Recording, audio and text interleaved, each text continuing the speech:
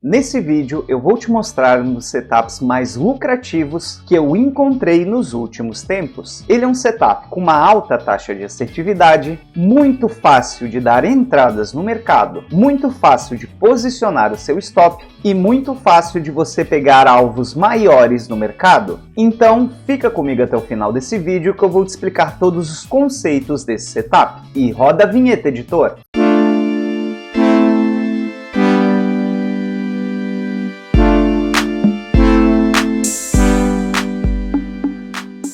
Fala, trader de sucesso! Aqui é o Narciso do canal Inicia Cripto, educador e investidor de criptomoedas desde 2017, e no vídeo de hoje eu vou te explicar todos os conceitos desse setup que realmente está me surpreendendo, e durante um mês inteiro de teste eu tive uma alta taxa de assertividade com uma proporção risco-retorno extremamente boa. Então, antes de eu te explicar esse setup, não se esqueça de dar uma olhada no botão Seja Membro do canal. Você sendo membro do canal, você ganha direito a vários benefícios, como salas de sinais, análises do Bitcoin e do mercado cripto em geral, indicadores e estratégias exclusivas apenas para membro. E claro, o desconto de 20% na nossa mentoria Setups Multiplicadores. É muito benefício por um preço extremamente pequeno, eu diria que é o melhor clube de membros do YouTube e vale a pena você dar uma olhada. E bom, trader de sucesso, para que nós comecemos a entender esse operacional, a primeira coisa que temos que saber é que ele utiliza os padrões Renki Nash, que são esses candles que você está vendo aqui. Se você bem sabe, nós temos uma série aqui no canal te explicando como fazer a leitura e pegar os candles fortes de Renki Nash, que vão nos indicar uma boa tendência. Então, os candles de Renki Nash por si só já fala para você de maneira fácil qual a tendência do mercado